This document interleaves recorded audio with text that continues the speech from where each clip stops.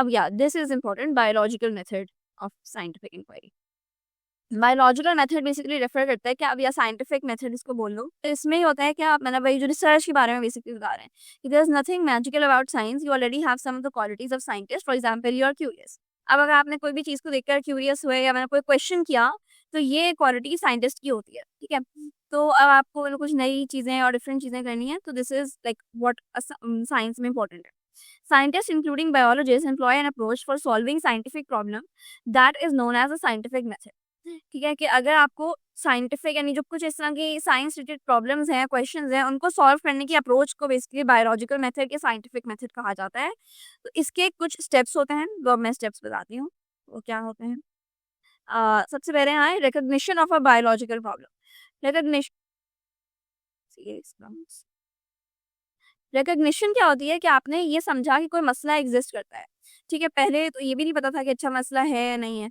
तो इससे अब अगर आप कोई रिसर्च कर रहे हैं या कोई साइंस में मतलब क्वेश्चन को आंसर करना है, तो उसका first step is always recognition of a problem. तो इससे क्या होता है कि मतलब आपको पता चल गया कि अच्छा ये मसला एग्जिस्ट करता है। जैसे फॉर एग्जांपल अगर हम कोविड को ही लें, तो कोविड के टाइम पर यही हो रहा था कि अच्छा कोई ऐसा मतलब वायरस है, कोई ऐसी चीज़ है जो कि लोगों को मतलब बीमार कर रही है और लोगों से फैल रही है, मतलब कंटेजियस बीमारी है।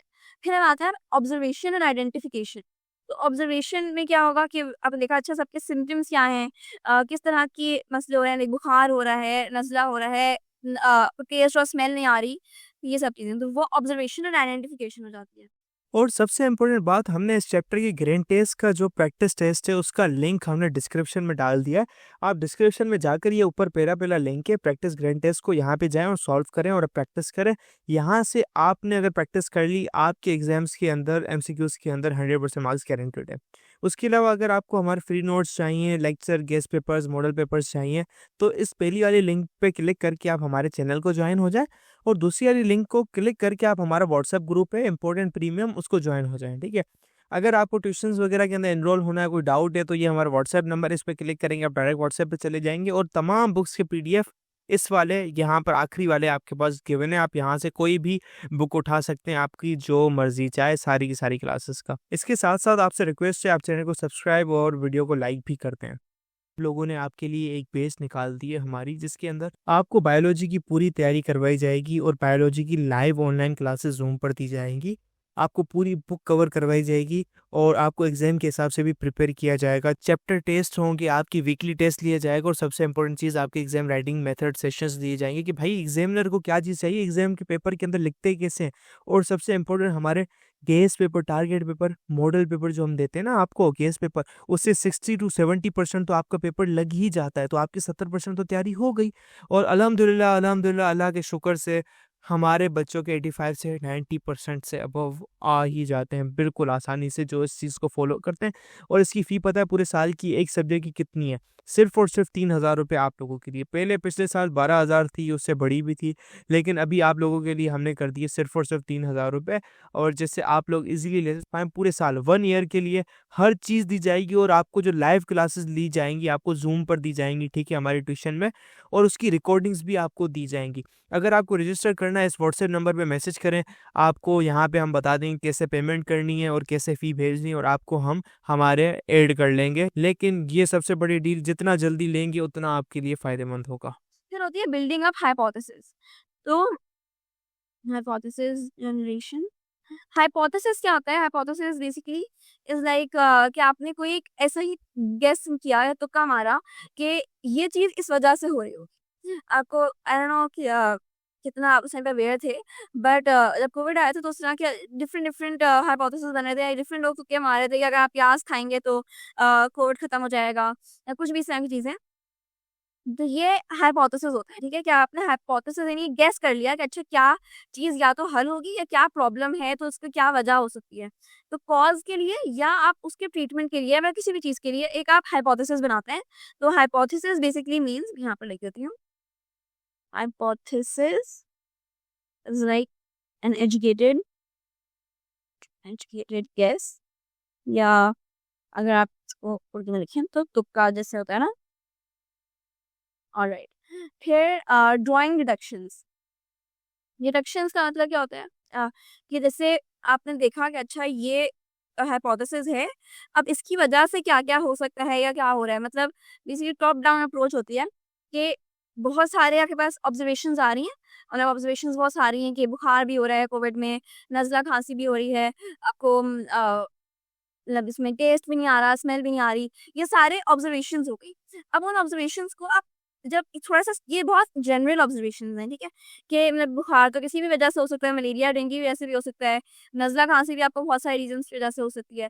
तो अब उनको अगर आप थोड़ा स्पेसिफिक होकर आ रहे हैं ना, तो वो रिडक्शंस होती हैं कि रिडक्शंस का मतलब ये हुआ कि अ, स्पेसिफ थोड़ी स्पेसिफिक बात की कि अच्छा अ, इस वाले पर्टिकुलर बुखार में ऐसा होता है कि आपका टेस्ट और स्मेल चला जाता है, ये बाकी हर बुखार में नहीं होता। तो ये थोड़ी रिडक्शन हुई है, छूट थोड़ा आप स्पेसिफिक आते जा रहे हो। That is the 4th step. फिर 5th स्टेप होता है डिवाइसिंग एक्सपेरिमेंट, डिवाइसिंग या conducting an experiment. An experiment. तो एक्सपेरिमेंट आप कैसे करोगे कि अच्छा जितने भी लोगों को हुआ हुआ है, उनको कंपेयर करें विद जो जिनको नहीं हुआ हुआ या किसी भी तरह का आप एक्सपेरिमेंट बना सकते हैं कि किसी भी टॉपिक के ऊपर जो एक्सपेरिमेंट करेंगे यानी एक्सपेरिमेंट क्या होता है कि आपने देखा कि अच्छा ये कॉज़ क्या यही इफ़ेक्ट ला रहा है या नहीं? तो वो चीज़ हो गई। तो ये एक्सपेरिमेंट हो गया, फिर लास्ट स्टेज होती है गेटिंग रिजल्ट्स या इन्फेरिंग रिजल्ट्स। अम, रिजल्ट्स, ठीक है? अब मैं हर एक प्रॉब्लम को ना समझाते हैं। तो बेसिकली रिकॉग्निशन ऑफ प्रॉब्लम क्या है कि अब आपने is a question related to living organisms. Question related to living organisms. Here ये तो या तो आपके खुद दिमाग में आता है, रिसर्चर के दिमाग में आता है या किसी और की वजह में कोई और पूछ रहा होता है सवाल तो आप इसके ऊपर रिसर्च करना शुरू करते हैं। मतलब ऐसा आई एम श्योर आप सबके दिमाग में कोई एग्ज़ाम्पल आ सकती होगी इसकी कि आपने कोई सवाल किया कि अच्छा यानी फॉर एग्ज़ाम्पल अगर मैं ये बात करूँ कि फ्लावर्स के ऊपर अगर हम बात करें, तो डिफरेंट तरह के फ्लावर्स होते हैं। कुछ में आपने शायद देखा हो कि अंदर से बीच में जहाँ पे मतलब उनका पॉलन होता है, वहाँ से स्टेम मतलब एक बाहर से थोड़ी-सी एक स्टिक सी निकल रही होती है और कुछ बिल्कुल प्लेन से फ्लावर्स होते हैं। तो ऐसा क्यों है? कुछ फ्लावर्स कलर्ड क्यों होते हैं, कुछ कलर्ड क्यों नहीं होते? तो इस तरह के जो क्वेश्चन्स हैं, इसके ऊपर ये फॉर एग्ज़ाम्पल आपकी ये प्रॉब्लम की रिकॉग्निशन हो गई। तो दैट इज़ अ क्वेश्चन और a problem related to any living organism. फिर ऑब्जर्वेशन एंड आइडेंटिफिकेशन पर हम आते हैं, तो वो क्या है कि important steps in biological problem observations. अब आप ऑब्जर्वेशन बनाते हैं by all of the 5 senses that you have. Observation through the made by the 5 senses यानी कि 5 सेंसेस क्या होते हैं? Sight, smell, touch, taste and hearing. ठीक है? तो आपने जब पाँचों सेंसेस को यूज़ करके कोई ऑब्जर्वेशन बनाई या तो आपने कोई चीज़ देखी, कोई चीज़ स्मेल की कि मतलब हो सकता है किसी एक चीज़ की स्मेल ऐसी क्यों है, ऐसी क्यों नहीं है? कुछ चीज़ सुनी कि अच्छा इस चीज़ की आवाज़ ऐसी क्यों आती है? या टच किया, कुछ टेस्ट किया, तो ये इन तरह की चीज़ों पे ऑब्जर्वेशंस बन पाती हैं। अब ऑब्जर्वेशंस की भी ना 2 टाइप्स होती हैं। हाँ, टाइप्स ऑफ ऑब्जर्वेशंस आर एक क्वांटिटेटिव होती है और एक क्वालिटेटिव होती है। Quantitative and qualitative. तो जो क्वांटिटेटिव होती है ना मतलब क्वांटिटी से निकला है वर्ड क्वांटिटेटिव। तो यहाँ लिख बताती हूँ क्वांटिटेटिव ऑब्जर्वेशन। हाँ, ऑब्जर्वेशन तो ये होती है जिसमें बेस्ड ऑन मेजरेबल वैल्यू।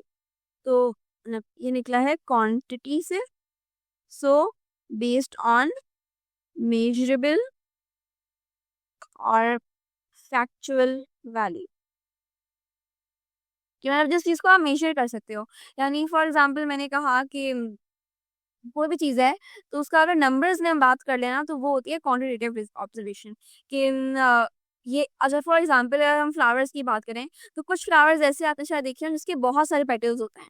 जैसे जैस्मिन का फ्लावर होता है, उसमें इतने पेटल्स होते हैं कि आप शायद पूरे काउंट भी ना कर पाएँ कि अच्छा ये बहुत सारे होते हैं। और कुछ फ्लावर्स होते हैं even like I don't know जो कलर बिल्कुल कलरलेस होता है ना, तो उनके 4 नज़र आ रहे होते हैं आपको अलग से कि अच्छा ये 4 पेटल्स ही हैं।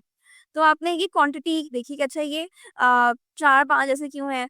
तो ये क्वांटिटेटिव टाइप ऑफ ऑब्जर्वेशन हो गई। फिर एक होती है क्वालिटेटिव ऑब्जर्वेशन जिसको आप मेज़र नहीं कर सकते लेकिन आप फ़ील कर सकते हैं। क्वालिटेटिव ऑब्जर्वेशन ऑब्स ये होती है which is based on based on some quality. तो क्वालिटीज जो होती हैं किसी भी जगह, अगर हम इंसान की भी क्वालिटी की बात करें तो आप मेजर नहीं कर सकते कि कोई इंसान कितना काइंड है या कोई इंसान कितना ऑनेस्ट है। ये चीज़ आप नंबर्स में काउंट नहीं कर सकते। ये क्वालिटी होती है, ये मतलब कैरेक्टरिस्टिक है। तो क्वालिटी क्वालिटेटिव होती है, तो ये सब्जेक्टिव चीज़ हो जाती है कि इस पर आपको मतलब थोड़ी फैक्चुअल के अलावा बात करनी पड़ती है। सबका अलग मतलब होता है। अगर मैं आपसे पूछूं कि आपकी मीनिंग ऑफ या डेफिनेशन ऑफ काइंडनेस क्या है, तो आप सबकी अलग-अलग डेफिनेशन होगी। हो सकता है कोई कहे कि जो इंसान एनिमल्स के साथ काइंड हो, कोई कहे मतलब किस तरह की ना अलग-अलग डेफिनेशंस आती हैं। तो ऐसी चीज़ें जो होती हैं वो क्वालिटेटिव होती हैं और उनकी कोई क्वांटिटी या ना मेजर ईज़िली नहीं कर सकते, तो इसलिए इसकी रिसर्च थोड़ी अलग तरह की होती है। फिर हम आते हैं हाइपोथेसिस जनरेशन के ऊपर। हाइपोथेसिस फॉर्मेशन क्या होती है? Hypothesis is a statement which you can test. ठीक है? या टेस्ट और is a Some tentative explanation of something। कि ये आपका हाइपोथेसिस हो जाता है। अब हाइपोथेसिस की ना कुछ कैरेक्टरिस्टिक्स होती हैं जो यहाँ पर लिखी हुई हैं, तो मैं इसको लिख नहीं रही यहाँ पर, लेकिन ये आपको मैं समझा देती हूँ कि वो एक जनरल स्टेटमेंट होनी चाहिए। यानी कि एक थोड़ी ऐसी बात हो जो कि ज़्यादा चीज़ों पर अप्लाई हो सके। मतलब ऐसा नहीं हो कि एक ही पर्टिकुलर टाइप ऑफ चीज़ के ऊपर बस बात हो रही हो। तो जनरल स्टेटमेंट हो, टेंटेटिव आइडिया हो कि आपने मतलब ये सोचा है कि अच्छा ये ऐसा हो सकता है, वैसी वाली बात हो। It should agree with the available observations, कि मतलब आपके पास जो ऑब्जर्वेशंस हैं उनसे वो एग्री करना चाहिए। ऐसा ना हो कि वो आपकी ही बात से कॉन्ट्रडिक्ट कर रहा है, आपकी बात से ही अगेंस्ट जा रहा हो। ठीक है? It should be testable and potentially falsifiable, मतलब ऐसी चीज़ हो जिसको आप गलत साबित भी कर सकते हो। तो मतलब सिर्फ ऐसा नहीं है कि मैंने अपनी बायस्ड हूँ बात पर, कि नहीं जो बात मैंने कही है बस वो ऐसा ही है। वो ऐसी चीज़ होनी चाहिए जिसको लोग गलत भी साबित कर सकें। तो हाइपोथेसिस ऐसा स्टेटमेंट, इसीलिए हमने इसको तुक्का से मैंने वो किया है कि ऐसा ही कोई गेस हो जो कि मतलब आपने अपने दिमाग में बना लिया हो। फिर ड्राइंग रिडक्शंस, अब इस पर हम आते हैं। ये आप 2 मिस आपने सवाल भी किया, इसको अब मैं समझाती हूँ। बेसिकली अगर हम यहाँ पे पढ़ें तो लिखा है deductions are the logical consequences of the hypothesis.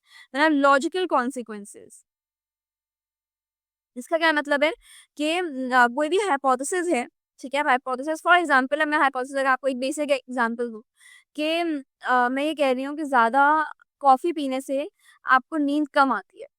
ठीक है? तो ये बात आपके हिसाब से मे बी ठीक है, ये सही है, लेकिन इसको ये जनरल स्टेटमेंट है। अभी इस पर हम मज़ीद रिसर्च करेंगे तो शायद बात पता चले कि नहीं ऐसा नहीं है, ये सिर्फ मिथ है, ये आपको लगता है कि ऐसा हो, कुछ भी। इस तरह की ना, बस मैंने ये हाइपोथेसिस को एग्ज़ाम्पल के तौर पर दे दिया है।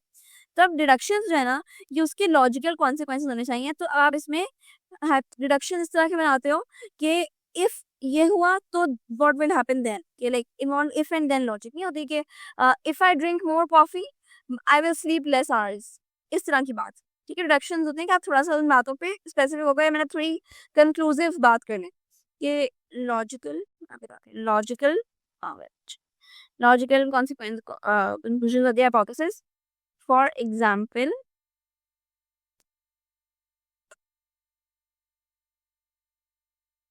या अगर हम ऐसे एग्जाम्पल दूँ कि इफ यू ड्रिंक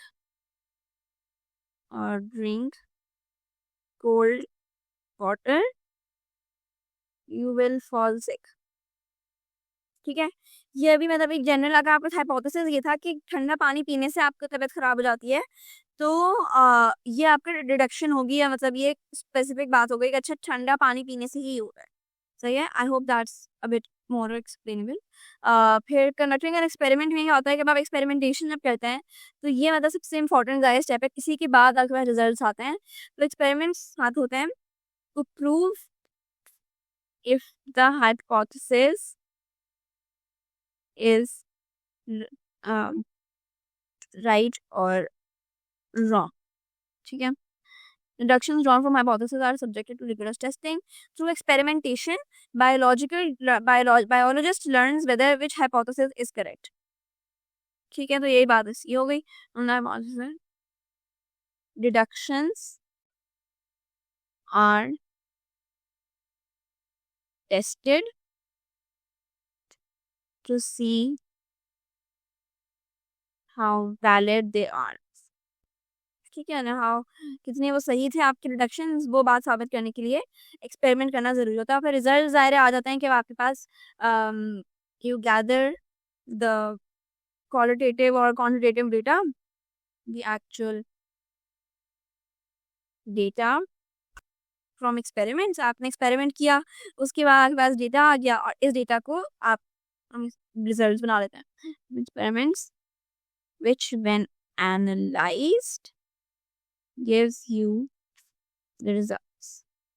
ठीक है।